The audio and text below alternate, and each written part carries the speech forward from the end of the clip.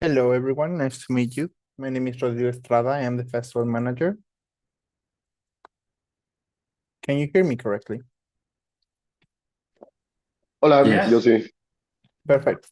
I know that half of you speak English, half of you speak Spanish. So we are going to do the whole thing in English. If any of you don't speak English at all, please let me know and we'll do that section in Spanish.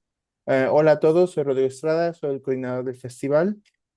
Yo sé que la mitad de ustedes habla solamente inglés y la otra mitad habla español. Para tener un mayor alcance lo vamos a hacer en inglés casi todo, pero si alguno de ustedes no habla inglés, puede decirme y podemos hacer su sección en español.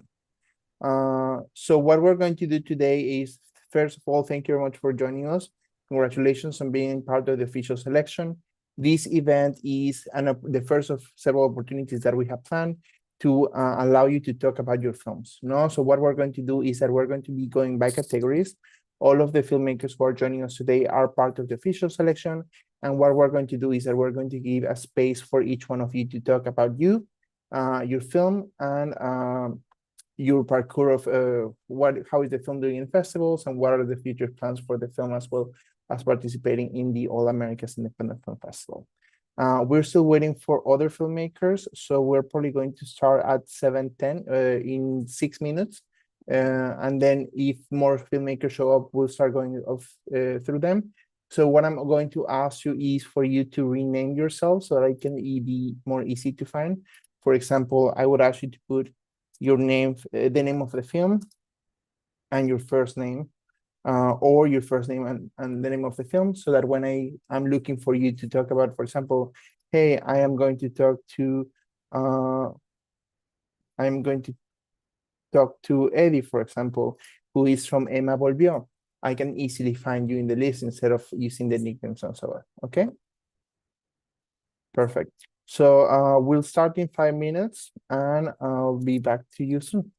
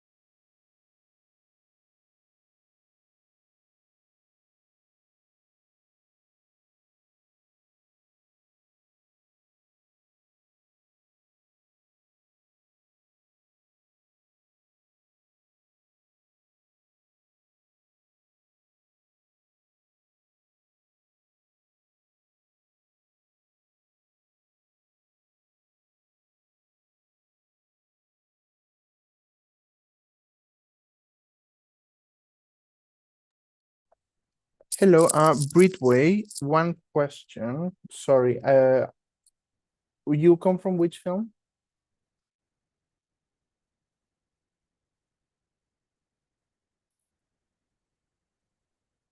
Okay. So I'm going to, we have Raul from Tribe, we have Mois from Public Phone, we have Emily from Another Man Down, Ana Sofía Caballero from Sueños de Pingüino, Eduardo Alvarado from Emma Volvió, Miguel Quintana for What We Have Left, and who did I not mention?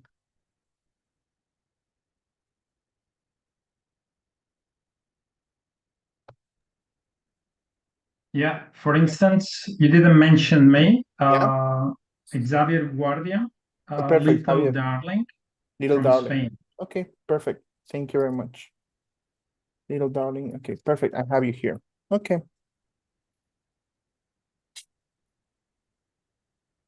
This is a music video, okay. Perfect, I have you here. Great. That's great. So just for you to know, we're going to start with Tribe, then Public Fun, Another Man Down, Little Darling, Sueño de Pingüino, Emma Volvió, and then we're going to finish for What We Have Left. What we're going to be doing is that while you're speaking out your film, if you have sent us your trailer, we're going to play the trailer. If you have not sent us your film, your trailer, but you want us to add the trailer later on, you can do so, and then we'll repost this live stream edited and corrected on Friday, okay? Perfect. So we are about to start in 1 minute, and I'll start. I'll give a little bit of introduction. I'll show some videos, and then I'll start introducing each one of you. Okay. Perfect. Thank you.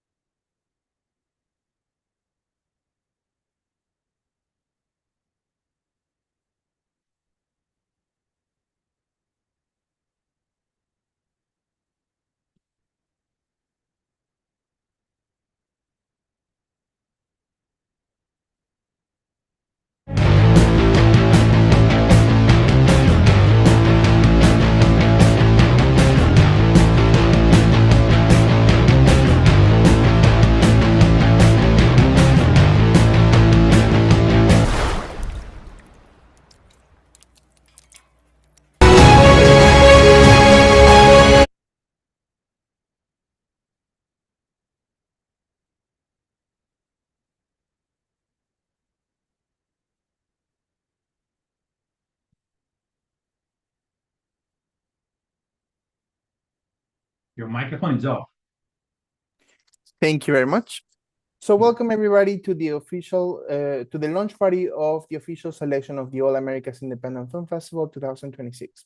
Today, we're going to be talking to some amazing filmmakers that are part of the official selection, and they will be telling us about their films and about their films and about their stories as how they became filmmakers and some interesting facts about their films.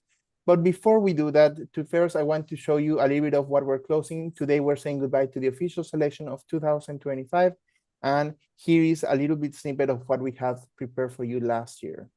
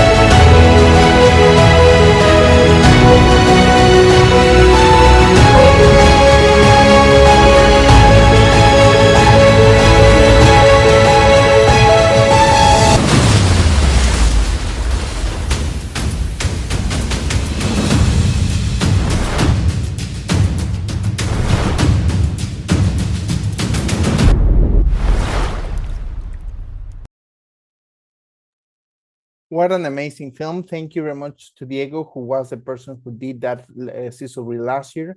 Currently, we are working on the sizzle reel of 2026 with the amazing films that we have this year, which will be presented on the opening night of the All Americas Independent Film Festival at Cinemania on the 14th of August 2026 in Mexico City. Now, before we start talking to the filmmakers and the reason why we came today, let me introduce you to the filmmakers of this generation, the official selection of 2026. Play the FTC, please.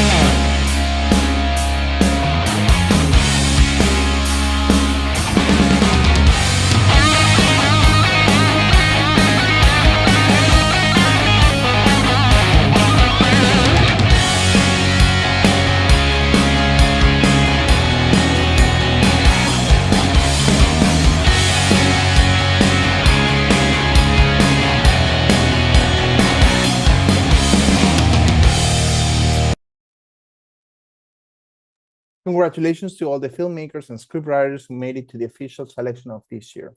The All Americas Independent Film Festival has as a mission to discover, project, and promote the best independent films from the American continent, as well as the diaspora.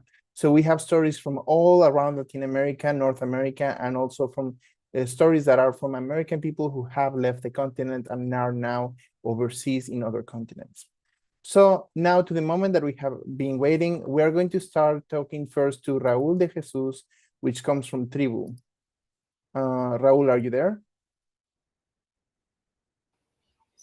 Yeah, hi everybody. Here I'm Give me one Raúl Torres. second. I lost him. Can you hear me? Yes, we can hear you. We can hear you and see you. How are you? Nice, awesome. I'm very good. I am Raúl. My artistic name is Coyote Fotógrafo, and Crystal is the producer of my documentaries, our documentaries. Nice to meet you. And how did you become a filmmaker? What motivated you to start as a filmmaker? And for how long have you been a filmmaker?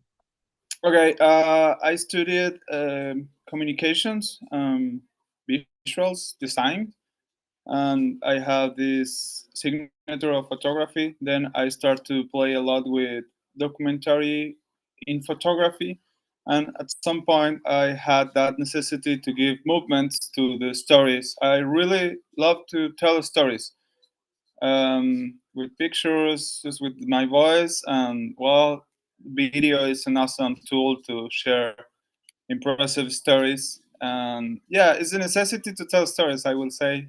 That's how I start to be a filmmaker. Perfect. That's great. And I mean, you definitely told a story with Tribu. Several of my staff were very impressed. So why don't you tell us a little bit about Tribu, what it is about, and how did you come up with the idea? Okay, Tribu is a very interesting project because I came to Bolivia to make a volunteer in a sanctuary of wildlife. This sanctuary, I still in the same place. I'm living here now.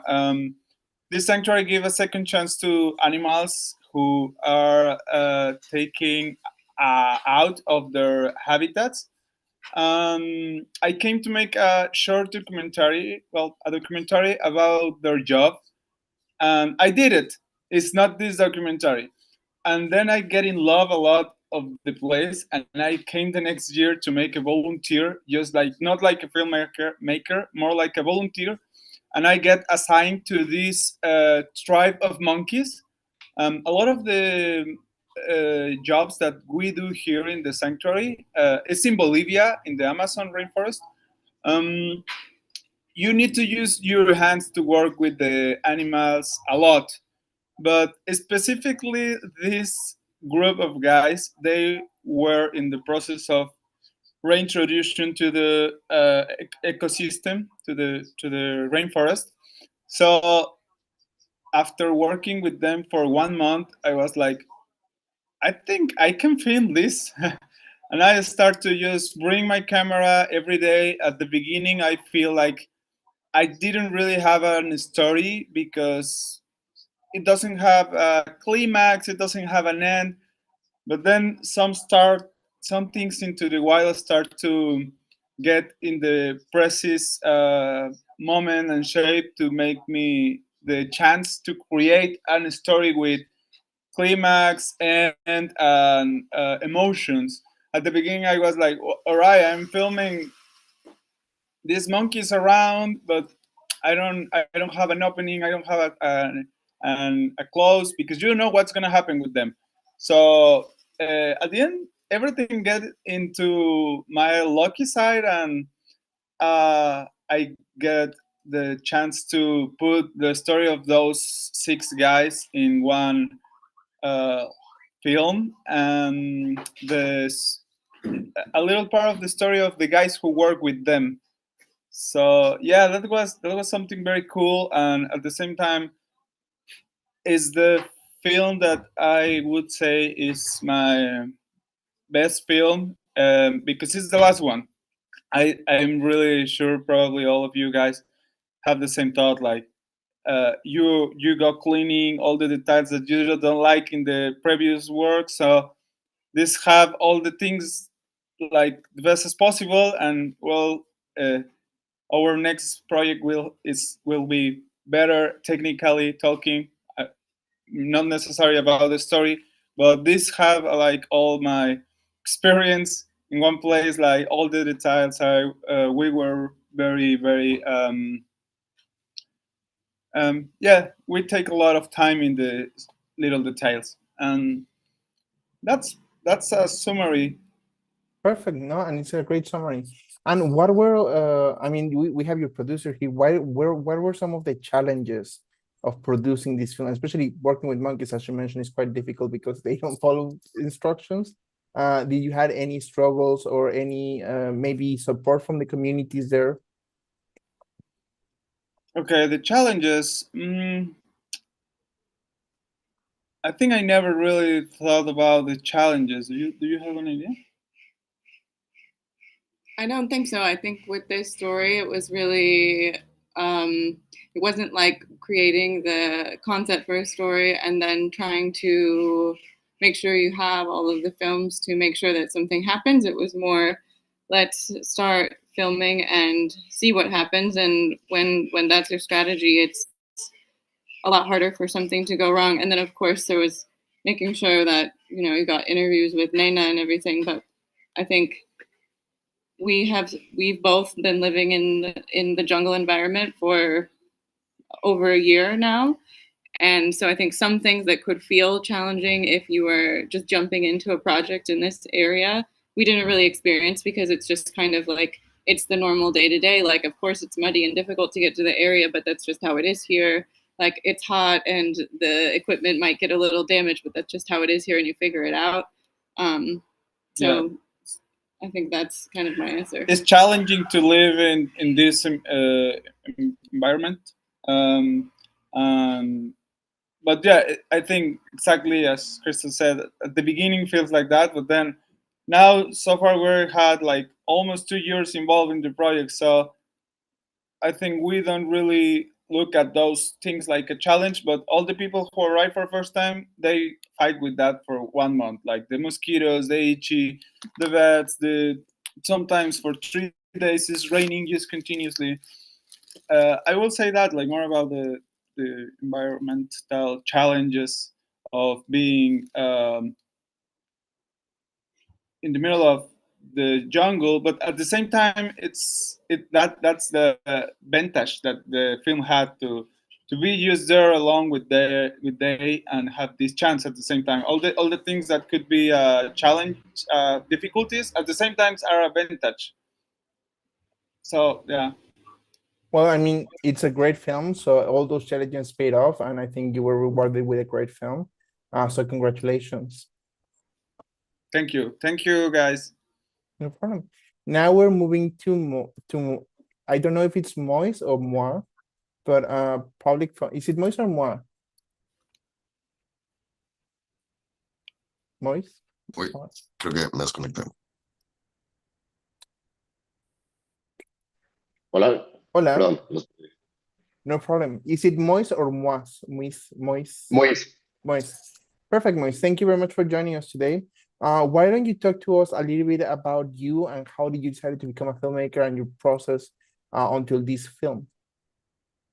Hello, my name is Mois Roditi. Nice to meet you. I've been a filmmaker for around 13 years, something like that. And I became a filmmaker because I watched too many cinema and it was hard on my mental health. I was going to become a doctor, so I decided that if cinema could stroke me in that way, then I should do cinema. And Public Phone was my second script that I seriously considered to become a feature film.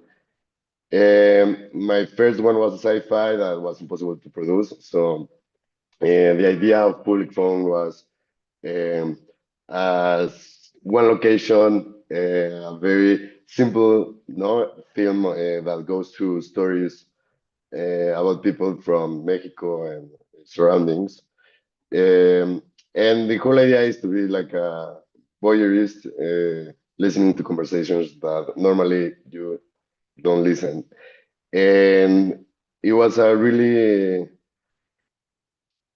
there were many obstacles, but the experience to create something controlled and something so small in a conceptual way was like a good getaway to create a first movie and to be able to not to portray certain stories that changed my life and that I really think they should be out there. So it's subjects about medicine, morphine, drugs, love, violence. So it's a mixture of a lot of things that happens not only around the city, but the context is like in the city. And I mean, it really paid off. All my staff and me included were also stick to the screen. We wanted to know more about those stories, and it's a very attractive film, not only in terms of the story, but also visually. It's very appealing. It has a lot of bright colors, which also make an interesting decision, especially for a feature film. But also because it was shot in Mexico City. And I know how it is to shoot in Mexico City. It's not always the easiest place to do, especially when showing something as a public fund. So did you have any challenges or maybe any interesting stories you want to tell us about the shooting of this film? See, the film had a lot of creative turnarounds because we wanted to shoot everything at the metro station and we couldn't get the metro because at that time there were many problems. Then we wanted to go to the street and we found like a problem of corruption and money and a lot of things. So I had to decide if we had to shoot the movie in a set or we didn't do the movie. So we changed a lot of things and we changed the location to a set. And now is this like a very conceptual theater-like film but for me, it's a good problem because it helps to convey the idea of darkness and to take all the elements away and be able to enter more subconscious images that no, well, that's my perspective. That goes to your brain, no, and into your system in more synthesized way, where you can watch the stories and see the stories, and everything else gets like in a second degree of importance. So many obstacles. Um, in the darkness part, I was very aware that people in the industry are kind of afraid of like pitch black, and the whole movie is a lot of black and a lot of neon. And one of the obstacles was like convincing everyone that in the technical part that pitch black can work also, no, that you can push the aesthetics from your project. No, and it definitely pays off. It's really independent. It's trying new things, it's seeing what can work. And I personally think that the pitch black really work. Some of my people and some of the jury that have watched the film already were actually wondering how did you obscure the streets, if it was actually a street, if it was a studio. So it can definitely, you cannot tell that it's a studio from the first watch. And I think you did a great job. Thank you. Yes, all the neons very inspired by some films, well, different films, but it was interesting because everything is the sequence. No, each character is a sequence shot. So I had like people with neons getting closer through 10 minutes and saturating the colors in the faces, no, of the characters as the climax got to its place, no. So in the grip and illumination was very interesting to pursue the narrative climax with the lighting, no, and how that and the sound and the camera movement allows to create like different strong emotions in the same narrative. So, Perfect. Thank you very much, Moise. And thank you very much for thank you. trusting us with your film. We cannot wait to see it in the big screen in Mexico. Very excited, and all the team is very excited too, and we are very honored to be able to be part of this festival. Thank you very much. Now we're moving to Emily. Emily, nice to see you again. We have a fun story with Emily. She has been in our festival in Paris several times. She participated with a film as well as being part of the musicians that played during ECO this year. So nice to see you again, Emily. How are you? Your mic is closed. Apologies, can you hear me now? Yes, we can hear you now. Okay, great. Yeah, great to see you again. Great to see you again. So why don't you tell us a little bit about you, your parkour as a filmmaker, but also as a musician, and if you tell us a little bit about how did you decide to start doing your own music videos? Yeah. I guess I've been a filmmaker for a while. I lived in Alaska, and so I decided to, so I was just always trying to capture the beauty there with a lot of drone filmmaking and other kind of filmmaking. And I started working on some music videos for a wonderful musician down here in Asheville named Tim Easton. And then, yeah, one day I realized, oh wait, I'm going up by myself. I should just start filming some of my own work. So it's a bit challenging though, because it's 10 below and the coldest I've flown my drone is 20 below. No problem. Perfect. And tell us a little bit about Another Man Down. I mean, I know a little bit about the story. It's a little bit different to the last story you told us. Why don't you tell us a little bit about it and how you came up with the idea?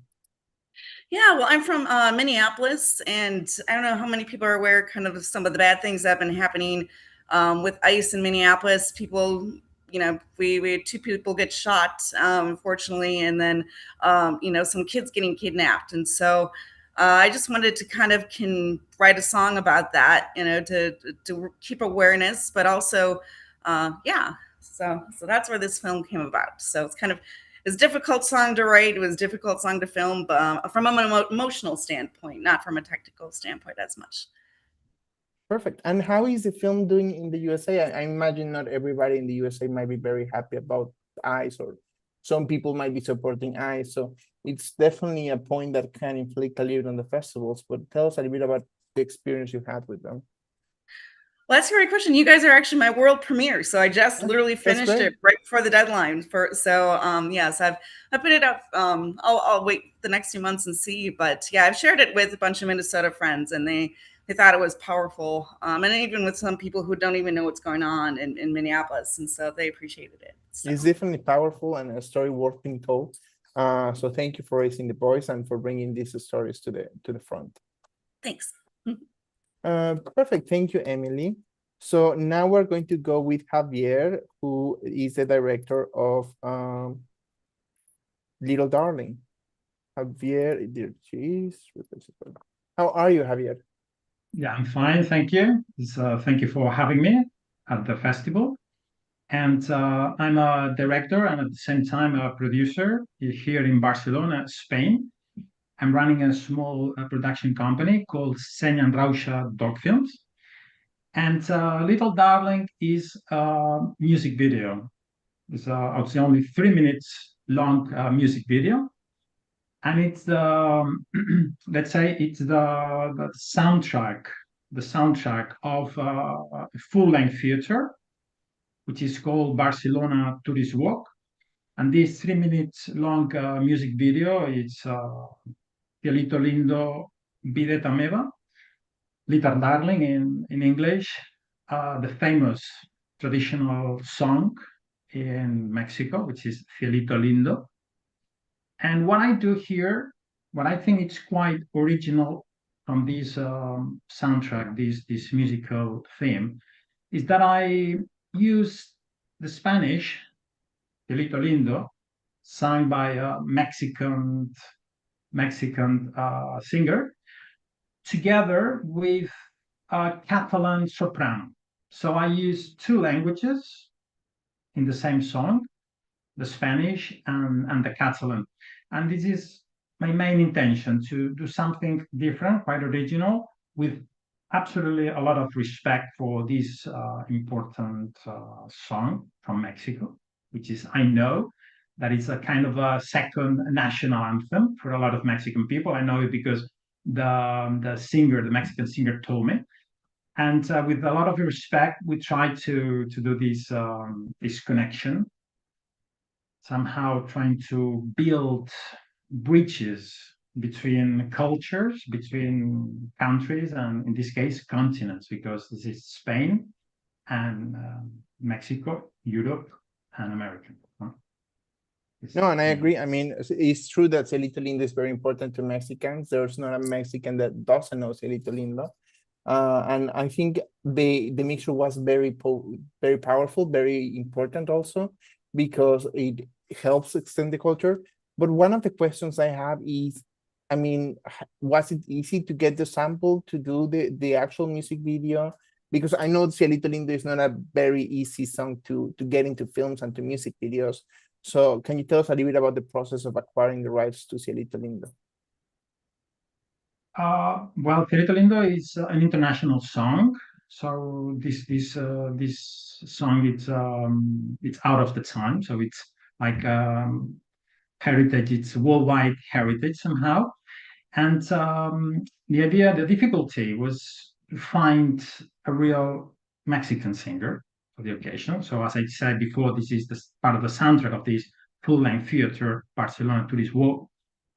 And speaking to the musical director of the film, I said, we need a Mexican singer. And he said to me, well, I've been trying to find a good singer.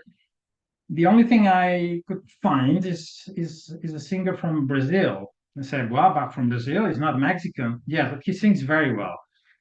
And I said, well, this is not possible. We must find a real Mexican. So what I did is I went to here in Barcelona where I live, I went to the embassy in Mexico, and I spoke about my problem. I was trying to find a good singer, and they told me one thing. They told me in the embassy, for us it's very important that this song must be very well done. We cannot do something is not at the level. So we're going to provide you with one of the best Mexican singers living in Barcelona. So I had the great pleasure to work with a real Mexican singer, mariachi. He prefers to be called Mexican singer, he told me. And for me, it was a great pleasure. Together with a Catalan soprano. So the two different textures that I really, really like to see how they converge, how they mix, how they melt, singing separate, and at some point they sing together, and it makes like this communion, this way of being attached and full of harmony and love with silence. This is the basically the process. Perfect. And you shot in the studio. Do you had what did you find it easy? Do you find it more difficult to shoot in the studio, like a music studio instead of a film studio? What were some of the issues or advantages you had while shooting the film, the music video? Well, at the studio, you have everything under control. So it's not like shooting outdoors or in the street. You have everything under control. So everything is settled, and in principle, it was quite easy to do everything inside recording studios, mainly because there are few people, two singers, the people working with the technical staff, and well, then the camera operator and the sound. So it was pretty easy. I would say it's an advantage because everything is under control. So in principle, there's no problems. Perfect. Perfect. Thank you very much. Thank you very much, Javier. So now we're going to be moving to Ana Sofia.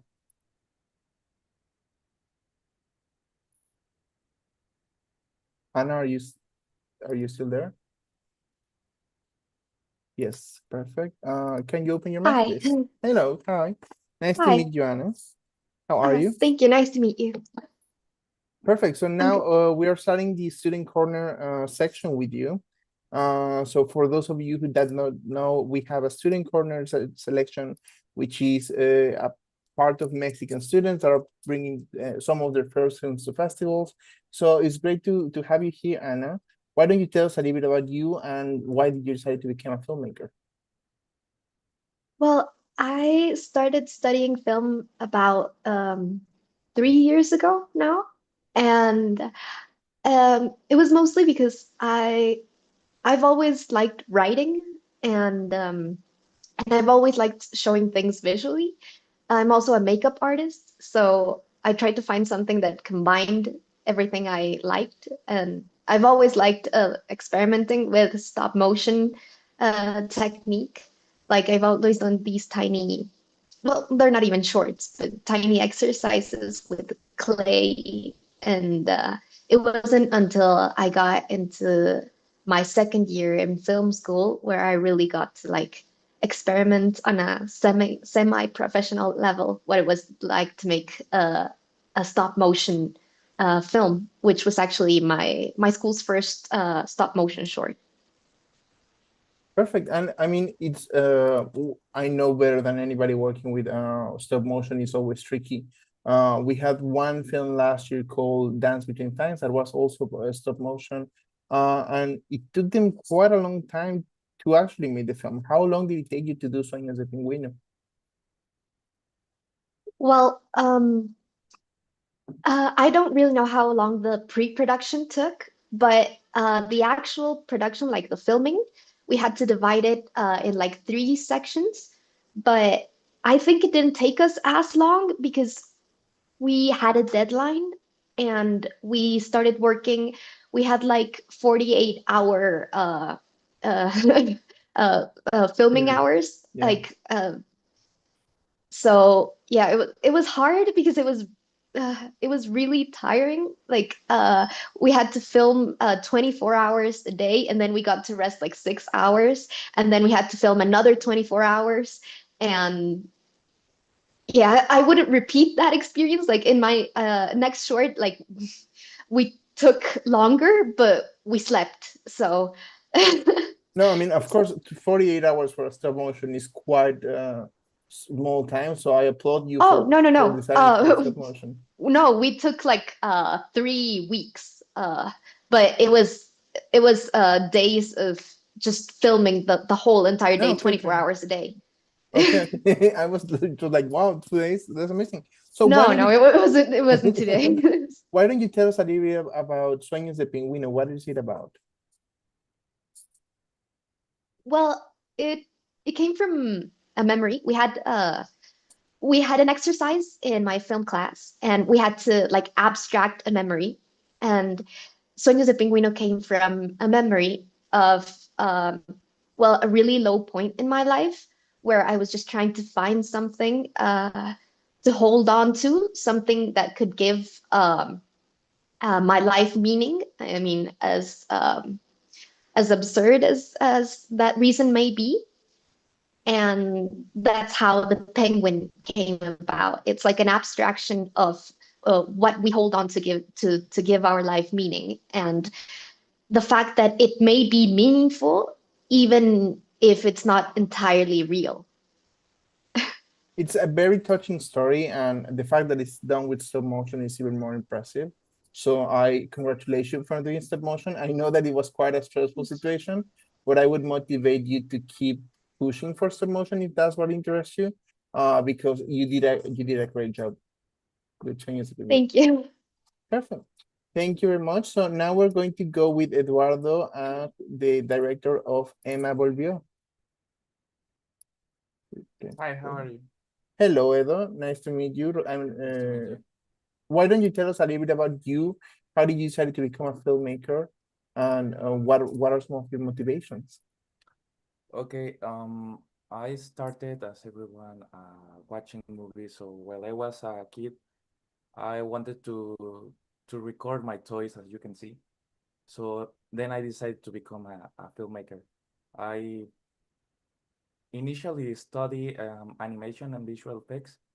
So when I got some success studying that, my parents finally trust in the career and in me, and give me the chance to study cinematography. So I ended up study cinematography in the Mexico City. I'm from Mazatlán City. And while I was studying, I ended up working in different projects, such as the first short films that I direct, which are Pausa and La Ofrenda, and One of Many, which was the last short film that I direct before that I do Emma Volvió. And after that, and while I was studying, I work in some movies such as Una Pequeña Confusión and Desastre en Familia, while I was doing my internships in Los Estudios Churubusco. So these short films is one of my last exercises from the college. I wanted to do a small short film and easy to produce and film, because while I was doing that, I was finishing my internships and I was developing my final short film, which is my thesis. I want to do as my partner a short film that involves stop motion and real action and real and live action that combined all those elements. So I developed the idea and the partnerships like the story, which is problems in our relationships that can be trivial, that has so many years. So I developed the idea and they wanted to do it. So we say, okay, we have these two actors, we have this location, and ended up being Emma Volvió. It started as an exercise and ended up being the short film that we can see in the festival, that I appreciate to be part, because as I say, it was an exercise that got results that I like it, and I ended up projected in different festivals. This is the first festival that had selection, so I appreciate that. But as I say, it started as an exercise, and I don't know. No, and I mean, it definitely deserves to be in festivals. Without, I will not give any spoilers, but I found the ending really interesting. We'll talk about it later, hopefully at the festival. I don't want to spoil anybody the film so they can fully enjoy the film. But why don't you tell us a little bit about the film and any message or motives you want to give about it?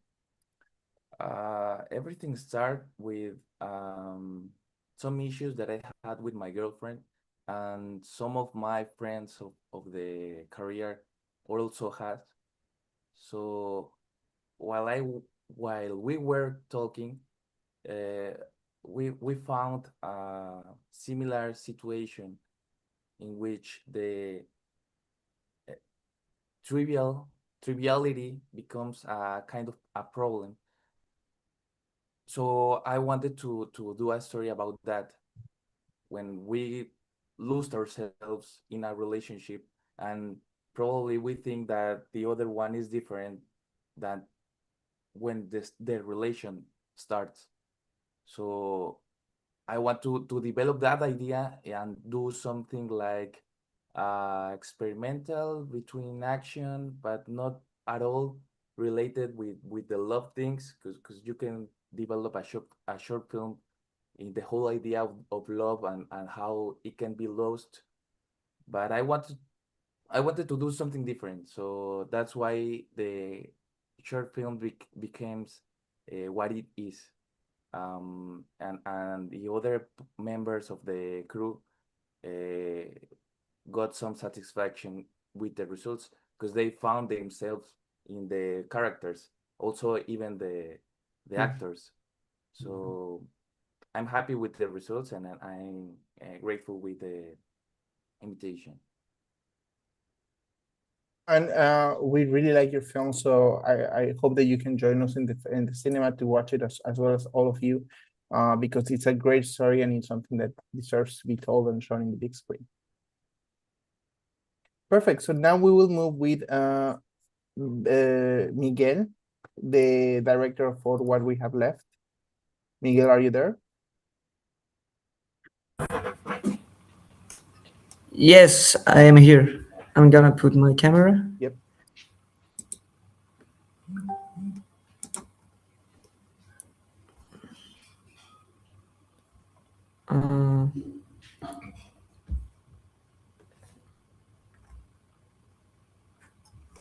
There you are. Hello, Hi. Miguel. Hi. So thank you very much for joining us today as well. Why don't you tell us a little bit about you? Why did you decide to become a filmmaker and your point up to you shooting for What We Have Left?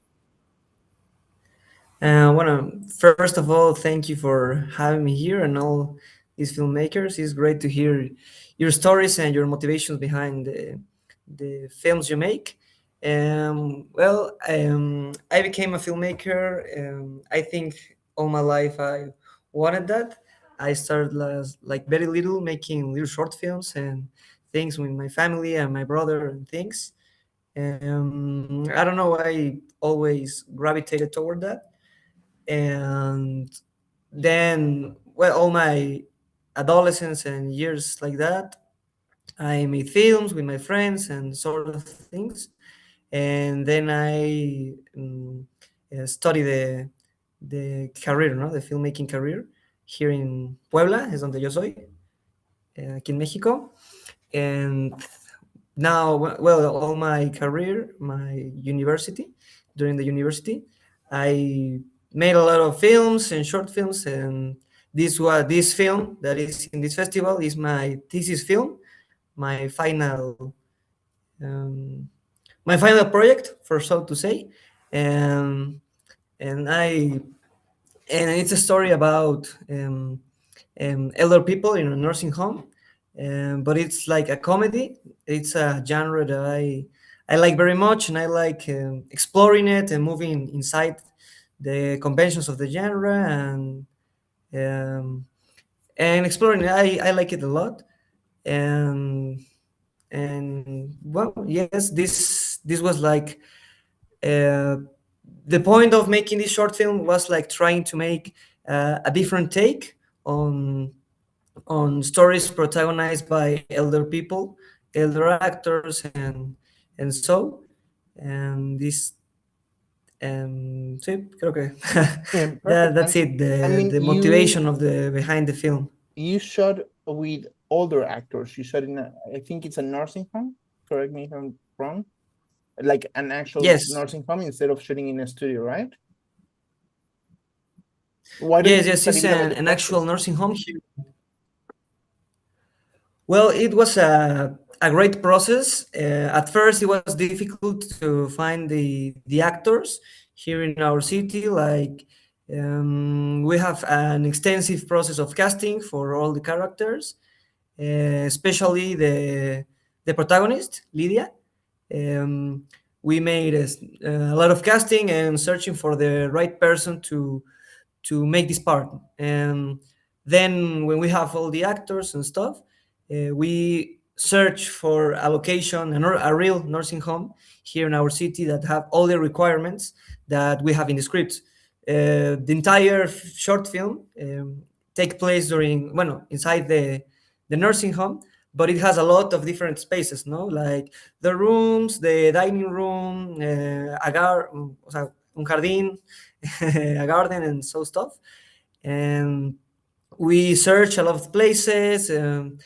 We see a lot of nursing homes, and one of the last ones we saw was the one that we end up shooting.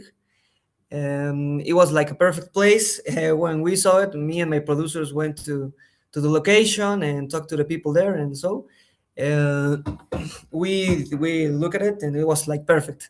It had all the things we needed. We have to make some in the film some arrangements for the sets, the spaces, and so. But it was perfect. We had that nursing home has every space and every lighting and texture and every and that sort of things that we were searching for. And the people there were very nice. They helped us a lot, and the residents in the nursing home, the people that really live there, they were like super excited uh, to see the production, the film, the crew, and some of them participated in the short film as extras and background actors, and they like a lot the process and seeing us there, and we like bonded. We made friendship with a lot of people there, and that was like a very nice part of the shooting process. Yeah, perfect. And I mean, when we watch it, some of the submission juries raised the flag as if it was actually a student film, due to how well it was made. So congratulations, and we cannot wait to see it on Mexico City as well. Thank you very much.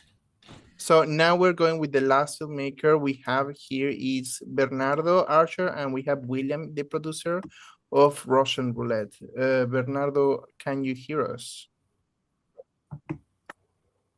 Yes, thank you very much for having me. Perfect. Can you turn your camera on, please? Of course, just a second. Perfect. Hello. Perfect. So hello, Bernardo. Hello, William. Why don't you tell us a little bit about your story up to this point? Like, how did you start to become a filmmaker, some of your previous films, and then how did you two decided to work on Russian Roulette together? Well, actually, this is our first film.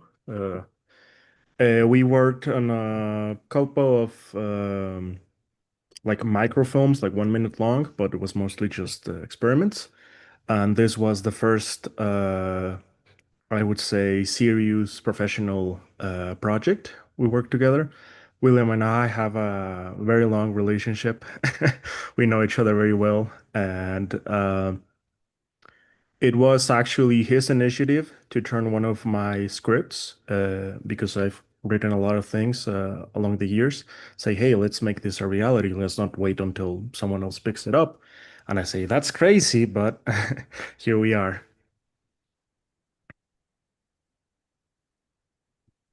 Perfect. And I mean, the story is quite strong to tell. It has very sensible topics. Uh, can you tell us a little bit about the story and where did it came from? Yes, of course. There's actually two parts to this answer.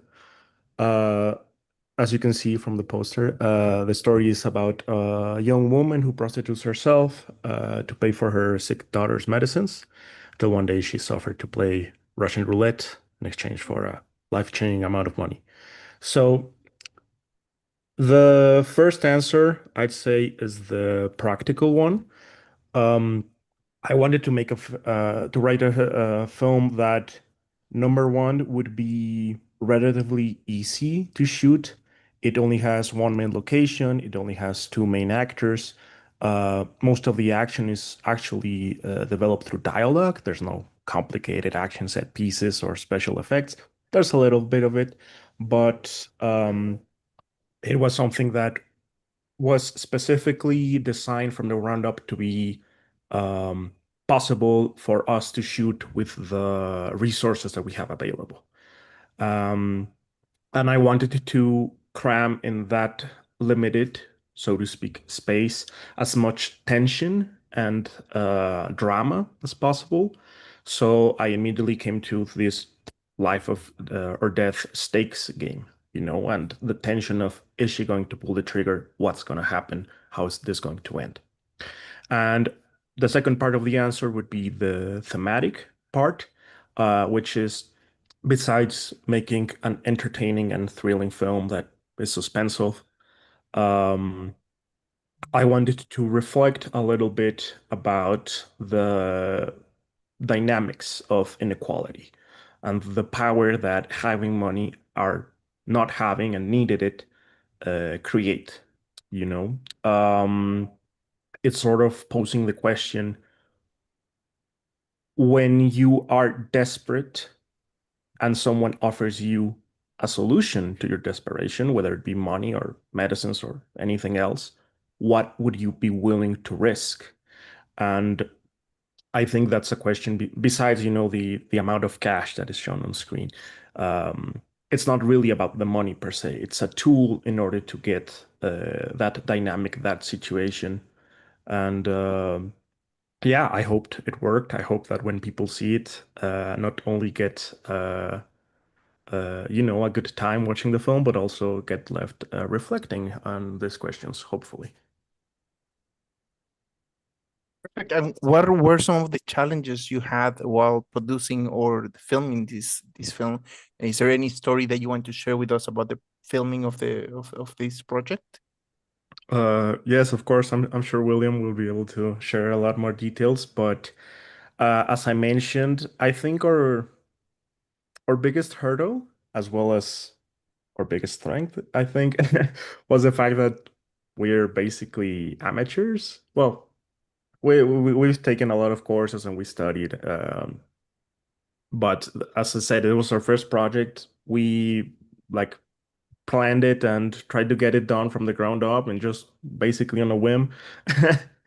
And what we did in order to overcome that, because as everybody here knows, um, filmmaking is a collective effort.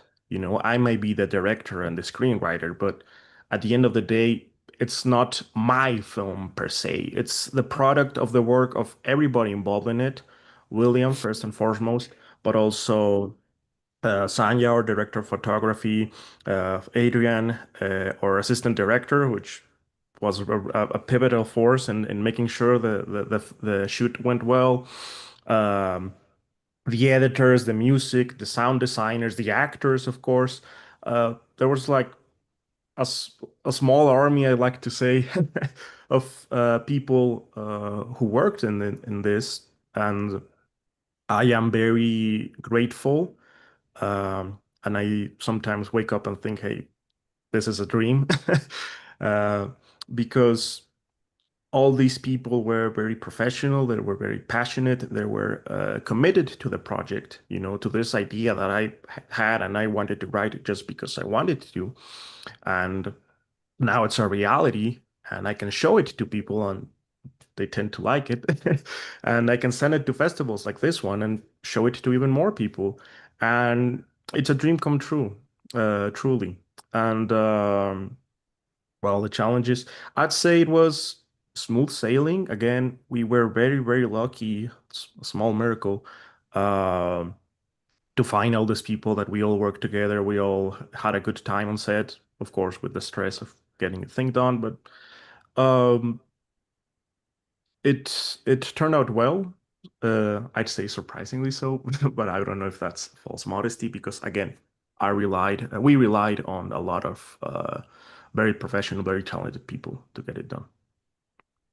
And I mean, you can tell the film is very well done. You can tell the amount of effort and care the whole crew put into the film, as well as all of the films in the official selection. And it's a great story that we cannot wait to show in Mexico at Cinemania. Perfect. So now, before we finish this call, our graphic design department has been working very hard to get the surprise out today. So with you now, here is the poster of the edition of this year.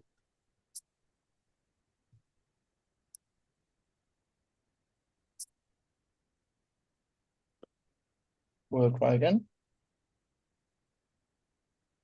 Okay. We cannot see it, but you will be able to. Okay, here is the image of the postcard, which is very similar to the poster. The poster will be posted soon on social media, and the official selection is officially out now. You can discover more about the 30 films and the filmmakers that are going to be part of the official selection on the website from now on. And something very important is I'm going to ask all the filmmakers to turn their cameras on because I would like to give a quick message to all of you. We are going to be showcasing 30 films from all around the world on the 14th, 15th, and 16th of August in Mexico City at Cinemania. For the filmmakers and the crew, please send us whoever can come because we would be very happy to have you there and to send you VIP tickets so that you can access the cinema without any issues.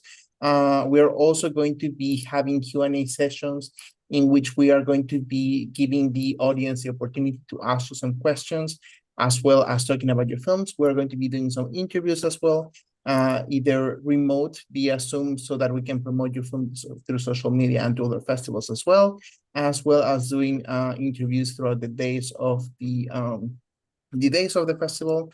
And now, without further ado, let me spotlight you, all of you. Spotlight. Emily, can you turn your camera on, please? Miguel, too.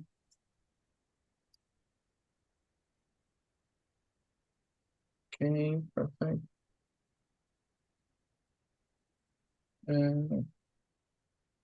Just start video. Perfect. Remove spotlight. Now, people, these are the filmmakers of the generation. A big applause for the filmmakers who have their films and their producers who have a film competing this year in the All Americas Independent Film Festival 2026 and who have all great films that are going to make it in the festival circuits in many more festivals. Congratulations to all of you for being part of the official selection. Now you are stuck with us. You are part of the ECU family, and as Emily might be able to tell you, once we have you in our family, we don't let you go. What we're going to be doing is that after the festival, we're going to keep promoting your films to other festivals we have partnerships with. So in hopes of getting your film to other festivals as well, not only in the American continent, but we also have a festival in Europe, Africa, and Asia. So whenever the possibility, we will also be trying to get your film into festivals all around the world. We also have a streaming platform that once you have finished all your circuits in the festival, you will be able to find some of the films that are part of the festival in AAIFF. Currently, we have 4 films from last year's edition of Americas, as well as we have more than 80 films from the previous editions of the European, Asian, and African Independent Film Festival. So thank you very much for joining. Thank you very much for trusting us with your film.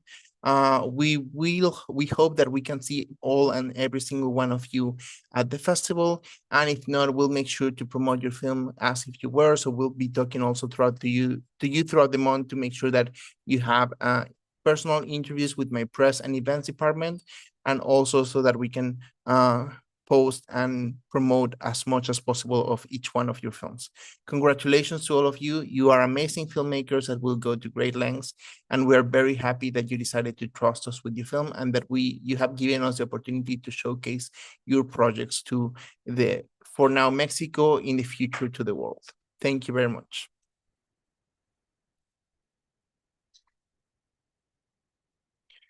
Now, to anybody who's watching us on the live stream and who is going to be watching this later on Spotify, remember that the tickets would be on sale from the 10th of July for the All Americas Independent Film Festival. You will be able to acquire tickets for sessions or for the whole weekend.